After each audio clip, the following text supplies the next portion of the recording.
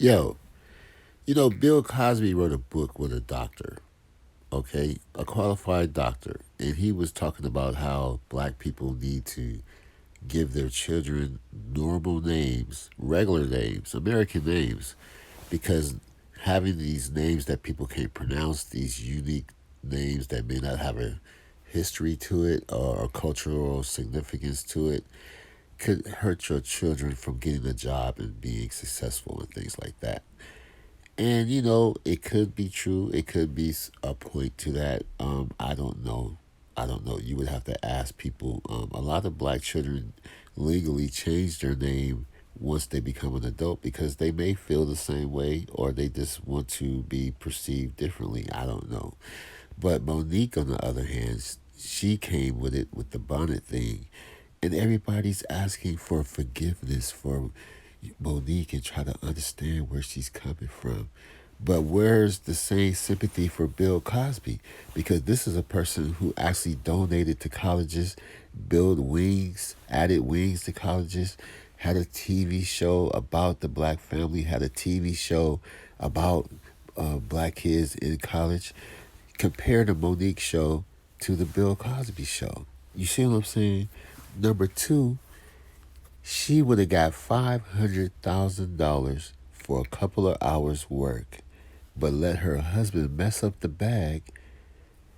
I can't get it. I don't understand it. She got 50,000 for that movie. That was it. For the movie she got an Oscar for, she got 50,000 and a statue that she could never take to the pawn shop. Marlon Brando only got 50,000 for The Godfather, and they had part two, part three, part four. He did not get a cut. Now they put up $1 million bond for Marlon Brando to play The Godfather because he has a habit of quitting films in the middle of the film if he don't like it. So you mean to tell me that at the end of the production, Francis Ford Coppola got his $1 million bond back, but only gave Marlon Brando $50,000? Did he complain? No. Now, that being said, what the hell was she wearing for this little monologue and the rebuttal? You know what I'm saying? It took me a minute to say what I'm getting ready to say because I want to make sure I'm not saying it in judgment, and I want to make sure I'm saying it from a place of love. Y'all, some of y'all have given me the title of auntie, and I'm honored that y'all do that, right? But there are times where auntie got to talk to her babies and say some real shit. So yesterday, I was in the airport in Atlanta because I'm in Jackson, Mississippi now at Chuckles Comedy Club, right? And we got 3 shows tonight. We got a matinee at 5:30, then we got 7, then we got 10, right? And I'm excited. I always love going to the stage. So when we got to the airport yesterday, I was excited, like, all right, baby, let's go get him in Jackson, Mississippi. And as we began to walk through the airport, I saw so many, actually too many to count and too many for me to tap. But I saw so many of our young sisters in head bonnets, scarves, slippers, pajamas, blankets wrapped around them, and this is how they're showing up to the airport. And I've been seeing it, not just at the airport, I've been seeing it at the store, at the mall. I've been seeing sisters showing up with these bonnets and headscarves and their slippers. And the question that I'm having to you, my sweet babies, when did we lose pride in representing ourselves? When did we step away of let me make sure I'm presentable when I leave my home? Let me make sure I'm representing the family I created so that if I'm out in the street, I look like I have pride in myself. And I'm not saying no full face of makeup. I'm not saying no full front lace frontal. I'm not saying none of that. All I'm saying is, could you please comb your hair? And if you don't want to comb your hair, they got enough shit out here now, baby, where you can style yourself up and look like you have pride. I'm not saying you don't have pride, but the representation that you're showing someone would have to ask you to know that you had it. So my sweet babies, for the ones that do call me auntie, I love you for real. Even the ones that don't, I love y'all asses too. But the babies that say auntie to me, please listen to auntie. Always have pride in your representation of you. It's not to get a man. It is just your representation of you, my sweet babies.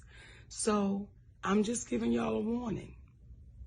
If I see you in the streets, in the airport, in the Walmart, and you got a bonnet on and you got slippers on and you looking like what the Monique gonna tap you and say, hey, baby girl, show you what you worth. Show you what you deserve. So all of those posts that you see celebrities putting out there saying, hey, queen, hey, queen, hey, queen, well, can we start putting it into action? So I'm asking our wiser sisters, when we see our little babies out there looking like they just don't care, and I'm not saying y'all don't, it looks like it. Can we just tap them and say, baby girl, you deserve more than what you're showing?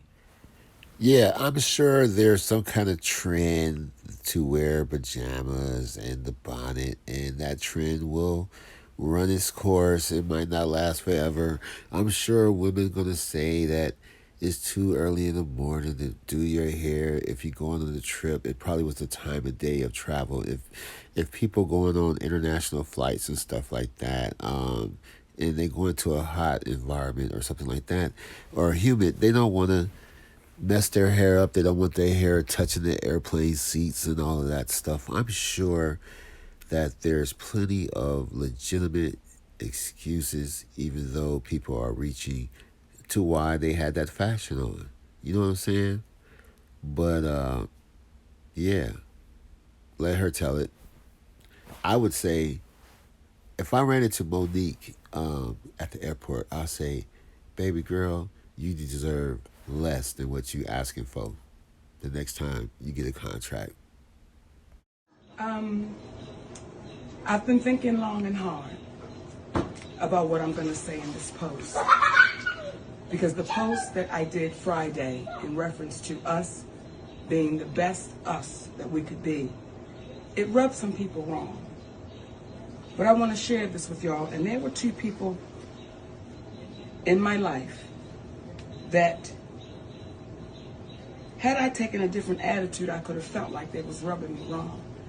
But I'm glad I took the attitude of appreciation and gratitude because they tapped me. And that was Patti LaBelle and Margaret Avery. Well, you should have listened to Luther Vandross and Oprah Winfrey, and Tyler Perry and Cat Williams and every other motherfucker that pulled you to the side and tapped you on the shoulder. Because you got the men that tapped you on the shoulder, you wouldn't listen. You see what I'm saying? I'm sure your open marriage boyfriend tried to tap you on the shoulder and you wouldn't listen. And now you want to act like you Cicely Tyson. You are not Cicely Tyson, and you would never ever be Cicely Tyson. And I don't know why you got an award for being an abusive mother, but hey, the powers that be like to encourage those types of behaviors and stuff and exploit that. But you got a lot of self-reflecting to do. And yeah, you do have a point. I actually feel what you're saying. I actually agree with you on the bonnet thing. But you lack self-awareness, and you got other fish to fry, baby girl. Baby girl, you got other fish to fry. Love somebody for real, I know y'all will get over that. And when y'all say, we will cancel your ass, well, they've tried that. And I'm still here to let y'all know I love you. And ain't nothing you can do about that. I love our community. And ain't nothing you can do about that. So if you're offended because I've said to you, you're a queen and you're beautiful, and when you wear that damn bonnet and your pajama pants and your slippers, anywhere you go, Don't you know you block your beauty? Don't you know you block your beauty? Let your beauty be seen and shown.